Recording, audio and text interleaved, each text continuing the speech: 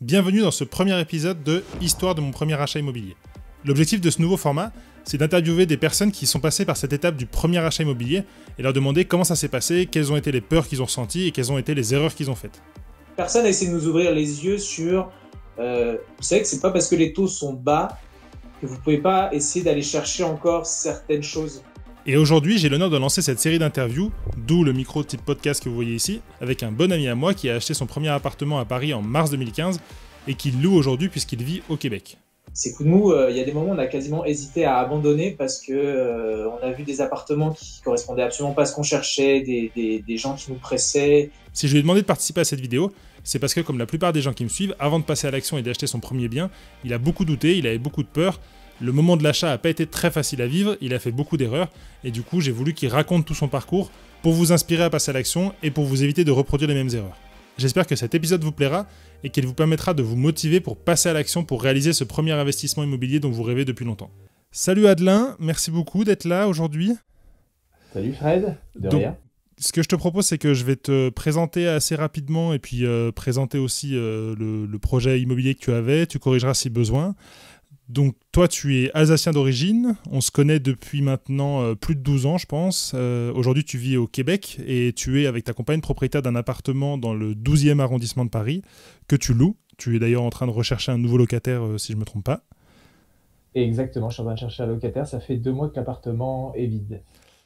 Et donc ton parcours, je dirais, avant de devenir d'investir dans l'immobilier, donc tu as fait un diplôme d'ingénieur à Nancy, c'est là qu'on s'est connus. Ensuite, tu es devenu salarié en septembre 2011 à Saint-Jean-de-Maurienne en Savoie. Et c'est une partie intéressante parce qu'on reviendra dessus, parce que tu as utilisé cette expérience pour te construire un gros capital qui t'a permis de réussir ton projet plus tard. Tu es arrivé à Paris en novembre 2013 et tu as acheté ton appartement avec ta compagne en mars 2015. Au départ, c'était pour y vivre. On y avait fait quelques travaux de rafraîchissement ensemble, je m'en rappelle, et puis après ça a été pour le louer quand tu es parti vivre au Québec en mars 2019, et donc aujourd'hui, tu es depuis un peu plus de 2 ans au Québec et vous louez votre appartement qui est à Paris. Donc aujourd'hui, tu es un investisseur locatif dans le sens où tu as acheté dans l'immobilier et tu es salarié à la base, et c'est pour ça que je voulais t'inviter dans cette émission, parce que la plupart des gens qui me suivent, c'est des gens qui sont salariés, des jeunes salariés entre 25 et 35 ans, qui veulent acheter leur premier bien immobilier et qui ne savent pas forcément comment s'y prendre, qui ont forcément un petit peu peur de passer à l'action, qui sont soit formés ou soit qui ne connaissent pas très bien, et du coup qui restent un petit peu immobiles. Donc je voudrais partager les expériences de ceux qui l'ont fait. Moi j'ai déjà partagé la mienne dans une vidéo de mon tout premier achat immobilier, et puis je voulais aussi partager l'expérience d'autres personnes qui me suivent. Et donc ma première question pour toi, ton premier achat, quand tu te replonges en 2015 quand tu as acheté, ton premier achat, comment ça s'est passé, et si tu devais résumer ça assez rapidement sur comment tu as vécu la chose, tu dirais quoi ? Pour résumer la chose, je dirais que c'était stressant, mais qu'on sentait qu'on en avait le besoin avec ma conjointe. On est arrivé à Paris en 2013 et les loyers à Paris sont quand même assez élevés. Et après un an passé à Paris, on s'est rendu compte que si on avait commencé à faire quelques recherches, on s'est rendu compte que pour le même prix par mois en remboursement d'un crédit, on pourrait acheter notre propre appartement et donc pas perdre de l'argent tous les mois à les donner à un propriétaire qui ne serait pas nous. Donc on a commencé à chercher dans cette optique-là, mais sans avoir vraiment d'idée de ce qu'on voulait. On cherchait... moi, dans un tout premier temps, j'avais eu l'idée d'investir dans du locatif, donc acheter une petite surface dès le début et qu'on n'y habite pas. Mais d'un autre côté, ma conjointe m'avait convaincu que elle préférerait qu'on investisse tous les deux. Ça nous permettrait d'avoir un apport un peu plus gros, et surtout, on serait chez nous, qu'on pourrait faire les travaux qu'on souhaite, qu'on pourrait se créer notre petit chez nous et y vivre le temps qu'on souhaiterait rester sur Paris. Avec le recul, est-ce que tu te dis que vous auriez à la fois pu acheter un bien immobilier locatif et puis acheter votre résidence principale à côté, dans le sens où, on en parlera après, mais tu avais quand même beaucoup d'apports, et dans la plupart des cas, l'investissement locatif, tu peux réussir à te faire accompagner par les banques. Vous étiez tous les deux salariés dans des cadres assez, je pense, stables. Toi, tu travaillais dans bon, pas fonctionnaire, mais quelque chose qui était plutôt rattaché au ministère, donc il y avait une certaine stabilité. Ta compagne est infirmière, donc elle avait aussi une bonne stabilité de l'emploi. Alors, donc vraiment, les objectifs que tu avais à l'époque où tu as décidé de te lancer dans l'achat immobilier, c'était de je ne vais plus payer un loyer et cet argent-là, au lieu de le filer à un propriétaire pour son appartement, je le rembourse à une banque pour mon appartement. Exactement, c'est exactement ça. En termes de, si je remonte un peu, d'éducation financière par rapport à tes parents ou ta famille, les gens autour de toi, c'est plutôt des gens qui sont propriétaires de leur résidence principale, c'est des gens tu connais des gens qui font de l'immobilier, qui ont pu un peu cette idée de locatif par exemple, d'où elle t'était venue, est-ce que tu as des gens qui te poussaient là-dedans en disant si tu as un petit peu d'épargne, peut-être que tu devrais acheter ta résidence principale, c'était quoi l'environnement que tu avais autour de toi? Mon père s'intéresse beaucoup à tout ce qui est immobilier, c'est quelque chose qui l'intéresse. Il a acheté une résidence secondaire dans le sud de la France, donc là-dessus, il avait une certaine maîtrise du sujet immobilier et c'est lui qui nous a conseillé après un an si on souhaitait rester sur Paris. Il nous avait donné c'est une estimation, c'est pas un expert, il connaît ce qu'il a déjà fait, il vient avec son backup. Mais il nous disait que si on restait quelques années sur Paris, ça serait de toute façon plus intéressant d'acheter que de rester en location. Sachant qu'il avait fait ça pour ma sœur, elle a fait des études de pharmacie à Strasbourg, et que vu que les études de pharmacie, on va dire, durent à peu près 6 ans, lui avait acheté un appartement sur place plutôt que de le louer pendant 6 ans, parce qu'il avait fait son calcul et qu'il s'était rendu compte que c'était plus intéressant. Ouais, c'est ce qu'on dit. Alors moi, c'est quelque chose que je savais pas à l'époque. Quand on achète sa résidence principale, il y a beaucoup de frais qu'on va engager au moment de l'achat, c'est-à-dire des frais de notaire, éventuellement des travaux, et c'est des frais qui sont perdus si on doit le revendre 1 an ou 2 ans après et que le marché n'a pas évolué. Et donc on dit qu'en général, il faut rester dans sa résidence principale environ 6, 7, 8 ans, suivant les endroits, suivant les zones, avant de revendre pour que ce soit vraiment rentable et que si on revend avant, moi c'est ce qui m'est arrivé quand j'ai acheté à Aubervilliers et que j'ai revendu 2 ans et demi après. Du coup, on avait perdu beaucoup d'argent dans l'opération parce que le montant global était beaucoup trop élevé. Et il y a beaucoup de gens pour qui, quand les enfants partent faire des études, notamment sur 4, 5, 6 ans, se disent ça vaut le coup d'acheter, quitte à revendre après parce qu'effectivement, là, le remboursement sera moins cher qu'un loyer donné à un propriétaire et tu pourras au fur et à mesure de ces années-là rembourser effectivement les frais que tu as mis au début, des frais de notaire et tout ça. Donc c'était un bon calcul de ton papa en tout cas. Ouais, c'était un bon calcul. Après, vu qu'il a fait de l'investissement lui pour une résidence secondaire et que le marché parisien et les marchés pour s'installer sont un peu différents, certains de ses conseils ne correspondaient pas à la situation du marché, on va dire. Justement, je t'en avais parlé, grâce à un certain temps passé dans une petite ville et à des loyers assez faibles, j'avais pu accumuler un certain montant d'apport. Et dans l'idée de mon père, qui a une vision du marché peut-être beaucoup plus ancienne et peut-être plus axée résidence secondaire de vacances, son idée c'était d'investir beaucoup d'apports. Donc, il m'a aidé sur certains points, mais sur certains autres points, je pense qu'avoir quelqu'un qui connaissait mieux la situation actuelle du marché, ça aurait pu m'aider dans le sens que j'aurais peut-être pas mis autant d'apports dès le début. Parce que du coup, donc, l'appartement aujourd'hui que tu possèdes, il est dans le 12e arrondissement de Paris, donc c'est un quartier plutôt prisé. C'est un 2 pièces, 35 mètres carrés. Vous le louez, d'après l'annonce que vous avez, vous le louez environ 1 100 € par mois, charges comprises. Donc il y a peut-être une partie pour une agence si elle gère. Mais en tout cas, vous touchez combien, vous, par mois net sur votre compte? Nous, ce qu'on récupère chaque mois de ce loyer, c'est la totalité du loyer. Ok. On n'a pas d'agence, on n'a pas fait appel à une agence. Il y a des possibilités de faire appel à des agences qui peuvent aider à trouver un locataire. À trouver un locataire, ouais. D'accord, ok. Parce que comme j'avais vu votre annonce, comme j'avais partagé votre annonce, je pensais que c'était une agence qui gérait, mais donc là vous êtes en gestion directe et les agences vous servent juste à trouver des locataires s'il y a besoin. Okay. C'est ça, exactement. Et donc du coup aujourd'hui vous touchez 1 120 € de loyer par mois du locataire et puis votre remboursement il s'élève à peu près à combien? Notre remboursement s'élève à 1 003 € par mois. Ça marche. Donc chaque mois, vous dégagez un petit peu plus, sachant qu'il y a forcément les charges à payer, il y a forcément peut-être des impôts. Aujourd'hui, je ne sais pas comment ça se passe, comme vous êtes résident fiscaux au Canada, je ne sais pas quel type d'impôt vous avez.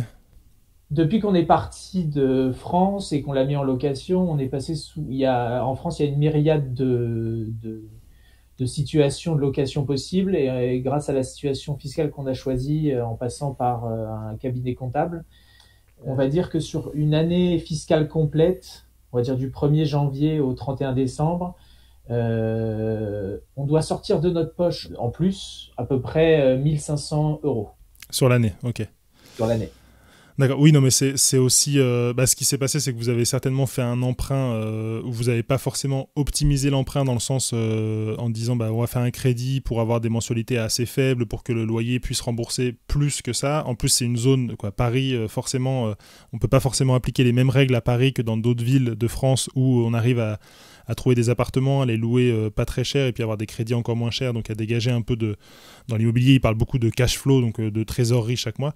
À l'époque, si tu te replonges donc en 2015, on a déjà un petit peu parlé, c'était quoi les principales peurs que toi t'avais ou que ta compagne avait pour acheter ce premier bien immobilier et je dirais faire ce premier pas de on passe devant le notaire, on s'engage avec une banque sur le long terme et puis on choisit un bien, on négocie le prix de vente. C'était quoi les principales peurs que tu avais, toi?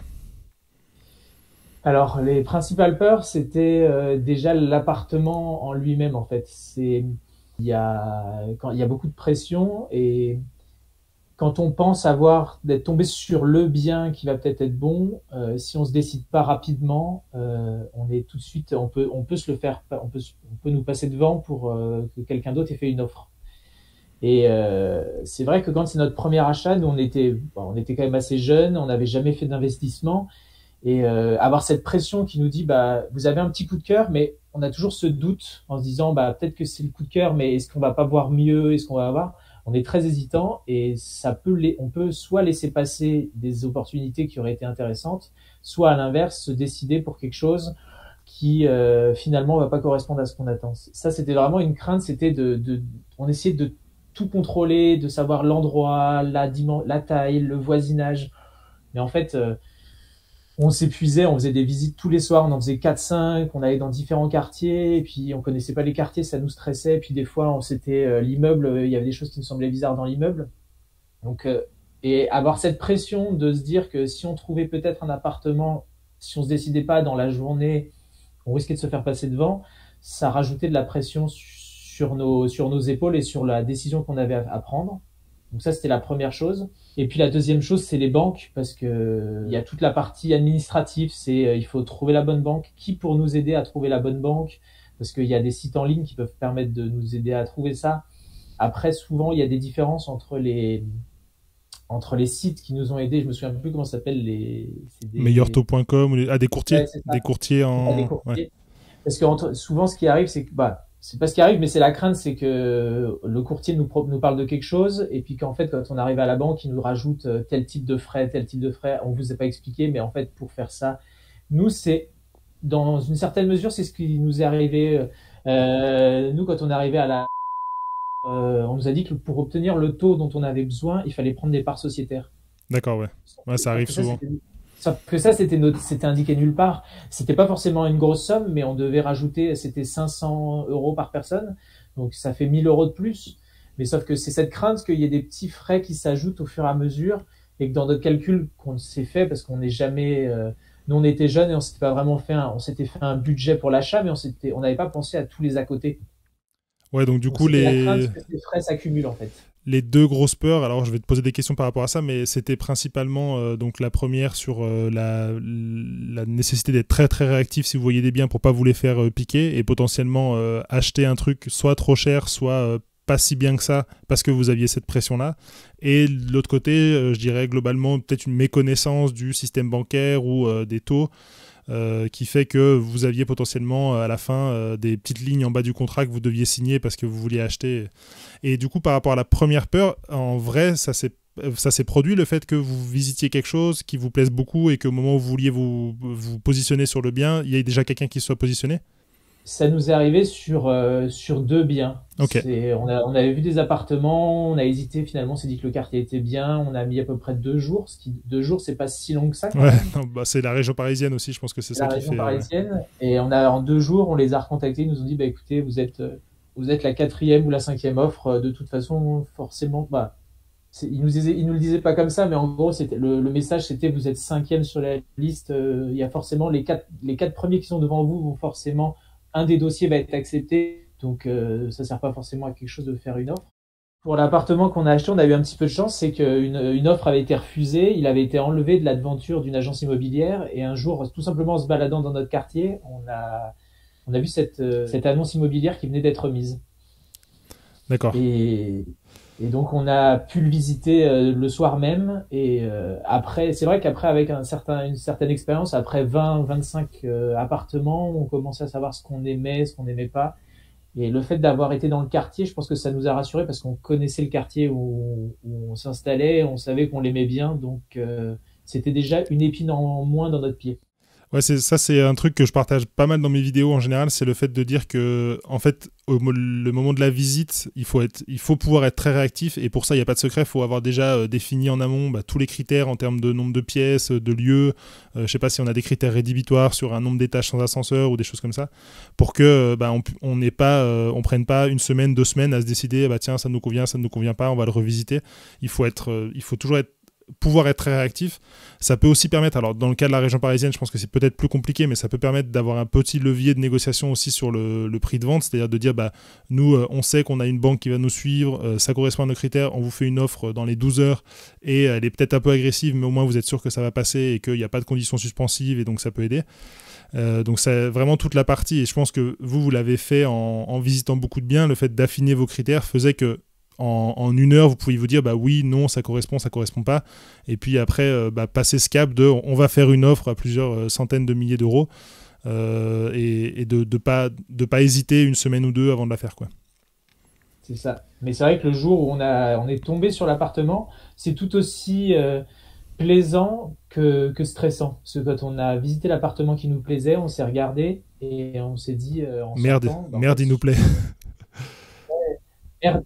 C'est ça. Merde, il nous plaît et qu'est-ce qu'on fait maintenant? Parce qu'en fait, on était dans notre tête à chercher, on cherche un appartement, mais en fait là, on le trouve. Et là, du coup, c'est tout le reste qui doit s'enclencher, mais auquel on n'avait pas réellement pensé. On savait à peu près ce qu'on pouvait avoir comme budget parce qu'on avait regardé sur Internet, mais on se dit, là, c'est maintenant, il faut enclencher les étapes suivantes parce que on sait maintenant ce qui nous plaît et on aimerait bien l'avoir, quoi. Et c'est hyper intéressant ça, c'est comme si tu avais plusieurs phases et qu'au moment où tu as l'appartement, tu le trouves, ça peut presque faire un peu flipper de passer dans la phase suivante, parce que tant que tu es dans la phase de recherche, tu peux un peu faire la fine bouche et te dire, peut-être repousser certains trucs que tu n'as pas envie de faire sur, je sais pas, la discussion avec les banques. Je pense que ça excite personne d'aller discuter avec son banquier. Donc, ok, très intéressant. Et du coup, le prix, donc vous avez acheté via une agence, et le prix de vente, vous avez essayé de le négocier un petit peu, ou vous avez acheté au prix, je sais pas si tu te rappelles encore du prix de vente à l'époque? Ouais. On l'a acheté, c'était 257 000 euros. Ok. Et honnêtement, c'est la partie où je pense qu'on aurait pu gagner, mais où on n'avait aucune expérience. On a envoyé une offre à 247. Okay. Mais on l'a envoyé de but en blanc comme ça. On s'est dit, comme je disais, mon père a une certaine expérience, mais dans d'autres cas, il l'a pas. Là, il nous a dit, essayez une offre plus basse, vous verrez si elle sera acceptée. En gros, notre leitmotiv pour la négociation, c'était ça. On savait absolument pas si ça allait être accepté. On n'avait pas fait de vraies recherches sur ce qu'on pouvait gagner, ce qui pouvait être intéressant. On s'est dit, on essaye 10 000 euros de moins, et si ça passe, ça sera toujours 10 000 euros de sauvé. Mais et c'est passé du coup du premier coup? Non, c'est pas passé. Okay. C'est pas du tout passé. Après, c'est ça, on n'avait pas d'arguments, on n'avait pas construit, on n'avait pas réfléchi. C'était plutôt une idée. Pour tenter, quoi. Pour tenter, on souhaiterait pas acheter au prix, donc on propose 10 000 euros de moins. Mais c'est vrai qu'on s'est même pas dit, est-ce qu'ils sont dans le prix du marché, est-ce qu'ils sont pas dans le prix du marché. On y est allé comme ça, et puis quand on part un peu comme ça, la fleur au fusil. Ok, très clair. Donc du coup, au final, vous l'avez acheté à 257 000 au prix de l'offre, j'imagine? C'est ça, Ok. exactement. Beaucoup de gens dans un achat immobilier ou dans un investissement immobilier ne voient la possibilité de gagner de l'argent qu'au moment du prix de vente. Mais c'est vrai qu'il arrive certaines fois qu'il vaut mieux pas discuter le prix de vente parce que c'est une opportunité, parce que ça va aller très vite et donc ça peut nous passer sous le nez. Et par contre, on peut gagner ces 10 000, ou 10 000, 20 000, 30 000, suivant ce qu'on veut gagner. Ouais. À d'autres endroits, ça peut être sur les banquiers, justement. Réussir à négocier un taux, ça peut faire gagner des dizaines de milliers d'euros. Ça peut être, je sais pas, sur les travaux, ça peut être dans un investissement locatif sur le type de fiscalité qu'on va prendre. Donc il y a plein de façons de faire et effectivement, souvent, en tout cas moi, c'est ce qui m'est arrivé quand la première fois que j'ai acheté dans l'immobilier, c'était le fait de dire le seul moment où je peux baisser le prix, c'est quand je vais faire une offre et souvent cette offre-là, on l'a fait un petit peu aussi au petit bonheur de la chance. Voilà, toi c'était je fais moins 10 000 parce que mon père m'a dit de baisser un peu, mais il n'y avait pas forcément de critères, ne serait-ce que le fait qu'il ait été mis en vente, qu'il y ait eu une offre refusée et qu'il soit remis en vente, ça aurait pu vous aider à vous dire ça risque de partir vite ou voilà. C'est exactement ça. Ok. Si on reprend la totalité de l'investissement, donc en termes d'étapes, donc moi je pense qu'il y a la partie préparation au départ où on se motive, on se renseigne un petit peu. Ensuite il y a tout ce qui est visite, recherche de biens, il y a l'offre de prix. Ensuite il y a la recherche du financement en sérieux. Ensuite il y a la prise du bien et ensuite éventuellement les travaux. Quelle étape a été pour toi la plus facile et la plus difficile? Je dirais que la plus difficile, ça a été la partie bancaire. Ouais. Ça a été la partie bancaire parce que c'est un milieu qu'on connaît pas, on a tellement d'idées reçues et on va essayer d'avoir pour que on nous fasse payer le plus cher possible. C'est vrai que c'était le plus stressant. Moi, je sais que je suis pas forcément un fan de tout ce qui est papier administratif. Paperasse à remplir, donc d'autant plus que c'est pas la partie que j'ai aimé le plus. Et la partie la plus agréable, je dirais que ça a été les travaux et l'emménagement, parce que là on se projette vraiment, c'est l'accomplissement de de tous ces, parce que ça prend quand même plusieurs mois.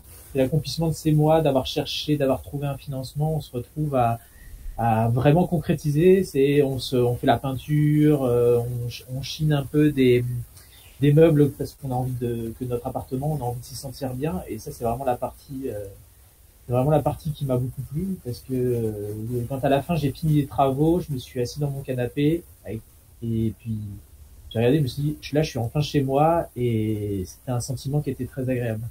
Très bien. Donc aujourd'hui, j'ai encore deux questions. Tu avais je dirais l'idée à l'époque d'acheter plutôt une petite surface pour faire du locatif. Je ne sais pas si c'était à Paris ou ailleurs, mais est-ce qu'aujourd'hui, si c'était à refaire, tu ferais ce choix un peu différemment de la résidence principale, peut-être ce choix de l'apport? Alors, encore une fois, la résidence principale, le fait d'acheter sa résidence principale, c'est pas une mauvaise ou une bonne idée, mais en tout cas, ça dépend de ses objectifs. Et acheter dans le locatif, ça peut permettre de trouver un bien qui s'autofinance et puis du coup de garder sa capacité d'emprunt intacte et donc d'acheter sa résidence principale dans un second temps. Est-ce qu'aujourd'hui tu referais différemment ou est-ce qu'aujourd'hui tu referais différemment ou tu referais de la même façon? J'y ai déjà réfléchi plusieurs fois et je pense que j'essaierai de faire différemment. Je pense vraiment que j'investirai dans du locatif parce que vu qu'on a tendance on a voyagé au Québec et qu'on envisage peut-être d'aller dans d'autres pays, je me dis que j'aurais gardé cette capacité d'emprunt plus importante pour notre bien principal pour plus tard, quand on rentrerait en France. Et donc la dernière question que je voulais te poser, c'est donc à l'époque, donc c'était en 2015, malheureusement quoi. Moi j'avais pas encore lancé tout ce projet sur la négociation, sur la recherche de biens, sur comment discuter avec un banquier et tout ça. Si à l'époque je l'avais fait, est-ce que tu penses que ça aurait pu t'aider? Est-ce que qu'est-ce que ça aurait pu t'apporter pour réussir ton projet? Et en quoi j'aurais pu te donner plus d'aide, de soutien? Sur quelle partie ça aurait pu t'aider le maximum? Donc là où ça aurait pu m'aider, c'est dans la recherche de l'appartement, parce que je pense que ça aurait pu nous aider à structurer nos attentes, à prioriser ce qu'on recherchait, et donc à moins se fatiguer, à aller visiter plein d'appartements. On a eu des moments où on a eu des coups de mou. ces coups de mou, il y a des moments où on a quasiment hésité à abandonner parce que on a vu des appartements qui correspondaient absolument pas à ce qu'on cherchait, des gens qui nous pressaient, des appartements ou pire, des appartements qui étaient quasiment ce qu'on cherchait et où les propriétaires ou les agences immobilières nous disaient il faut absolument faire une offre et c'est presque ça qui était le plus stressant. Donc avoir quelqu'un qui aurait pu nous aider à nous dire voilà ça c'est vos critères, faut peut-être s'y tenir ou faut savoir jauger et puis à calmer un peu le jeu, à savoir nous retenir en nous disant vérifiez, surveillez bien vos attentes, calmer un peu le jeu par rapport à toute cette pression qu'il y avait sur le choix de l'appartement. Et puis après sur la banque toutes les étapes parce que honnêtement on a absolument rien gagné alors qu'on comme tu disais on n'a absolument rien gagné sur la partie négociation avec la banque. Surtout que alors en 2015 je sais plus trop comment c'était, mais quand tu vas voir une banque aujourd'hui avec un apport de 100 000, un banquier qui te dit qu'il peut rien faire pour toi, c'est quoi, il te ment. Vous aviez le dossier, un dossier parfait dans le sens où vous aviez 2 emplois stables, quasiment fonctionnaires, j'exagère, mais quasiment fonctionnaires, et beaucoup d'apports et une capacité d'épargne importante. Donc, ne serait-ce que d'aller voir 4, 5, 6 banques différentes, de savoir leur parler, leur langage, pour leur expliquer aussi. Je pense que de ce que je comprends quand tu me dis ça, c'était tellement un projet qui vous tenait à cœur entre le fait d'acheter votre chez vous, le fait d'emménager ensemble pour de vrai dans votre appart, le fait d'investir pour la première fois, ça vous tenait tellement à cœur qu'en fait vous étiez très stressé par rapport à ça. Tu disais tout à l'heure que tu voyais plutôt la banque comme des potentiels arnaqueurs que comme des vrais partenaires financiers. Et donc forcément, je pense que dans la discussion avec eux, vous auriez pu gagner certains trucs, ouais. Et une chose que je rajouterais, c'est qu'on était tellement on était dans une bonne période où on nous annonçait que les taux étaient très bas et tout ça, c'est qu'on n'a même pas personne n'a essayé de nous ouvrir les yeux sur, vous savez que c'est pas parce que les taux sont bas que vous pouvez pas essayer d'aller chercher encore certaines choses. Content, on a obtenu un taux qui semblait juste par rapport au marché, mais c'est qu'on s'est pas posé la question au-delà de ça. On a eu personne pour nous aiguiller, nous dire, vous savez, si vous avez ça, vous pourriez peut-être aller un peu plus loin pour obtenir des avantages supplémentaires ou ce genre de choses. Et c'est vrai que c'était presque le défaut de la bonne situation de l'époque, c'est, le taux est bon, on a un apport, le dossier est plutôt carré, on se lance et puis c'est réglé. Et tu te rappelles, vous aviez vu qu'une banque ou vous avez vu plusieurs banques du coup ? En fait, on n'a vu qu'une banque. Et j'imagine la banque que tu avais... Ah non, vous êtes passé par un courtier qui vous a dit d'aller voir cette banque-là ? Ok. C'est ça. Parce qu'en tant que pseudo-fonctionnaire, on avait le droit à certains avantages. Donc en plus, on nous a dit, les taux sont bas. Parce que vous êtes pseudo-fonctionnaire, vous avez des avantages en plus. Donc nous, après, on s'est arrêté là. On n'est pas allé voir plus loin. Peut-être que ça nous aurait permis en poussant un peu, on aurait peut-être pu gagner certaines choses sur notre négociation, mais on n'est pas allé beaucoup plus loin. On était content de ce qu'on avait. On nous avait refusé notre proposition 10 000 euros moins cher sur l'offre d'achat. Donc pour nous, c'était fini. Le processus se continuait et voilà. Ouais, il vous fallait un crédit, quoi. Vous cherchez une banque pour vous accompagner et vous cherchez pas la meilleure banque pour vous accompagner, quoi. C'est le défaut qu'ont beaucoup de gens dans ta situation ou dans ma situation à l'époque, c'est de se dire je cherche juste quelqu'un qui me suit dans mon dossier en pensant que c'est impossible de devenir propriétaire ou d'acheter un investissement locatif. Alors que non, au contraire, si vous avez un bon dossier, des bons revenus, la banque, ça les intéresse aussi parce que c'est des contrats qui vont durer sur 10, 15, 20, 25 ans. Donc il y a énormément de choses à aller discuter à ce moment-là et je pense que c'est une des phases de l'investissement qui est parfois sous-estimée, quoi. Très bien, très bien. Eh ben, écoute, merci beaucoup, Adelin, pour ce témoignage. J'espère que ça pourra aider les personnes qui me suivent à passer à l'action et puis à pas reproduire tes erreurs. Félicitations malgré tout pour tout ce que vous avez réussi à faire, c'est-à-dire d'acheter cet appartement, le repeindre. Je me rappelle très bien des travaux, de la peinture, on avait bien rigolé. Le fait de l'avoir mis en location un peu par hasard, mais en tout cas d'avoir pris cette décision de le garder et de le mettre en location même si vous partiez loin, ça c'était aussi quelque chose je pense qui était assez intéressant pour vous parce qu'aujourd'hui ça vous permet de dégager du locatif et puis je suis sûr que maintenant 5 ans après, 5-6 ans après, si vous deviez être amené à le refaire, vous le feriez sûrement de façon plus efficace, mais c'est justement pour ça que moi je veux aider les jeunes salariés à mieux investir dans l'immobilier parce qu'on fait souvent beaucoup d'erreurs quand on démarre et ça va vite se chiffrer, les erreurs vont vite se chiffrer. Tu parlais de montant 10 000 € sur un prix de vente, de frais bancaires non négociés, donc ça va vite chercher dans les 10, 20, 30 000 €. Donc je pense qu'il y a un vrai intérêt à aider les salariés, c'est pour ça que je fais ces vidéos. Merci beaucoup en tout cas Adelin, et puis à bientôt. Salut. Salut. L'interview d'Adelin est terminée, merci à lui en tout cas d'avoir bien voulu participer. J'espère que ce format de vidéo vous plaît. Si oui, n'hésitez pas à m'en faire part dans les commentaires. Et je vous invite maintenant à aller voir cette vidéo qui vous explique les 7 grandes étapes de l'investissement immobilier, de l'idée jusqu'à l'accomplissement du projet. Allez, on se voit là-bas au dimanche prochain, et d'ici là, soyez audacieux. Ciao.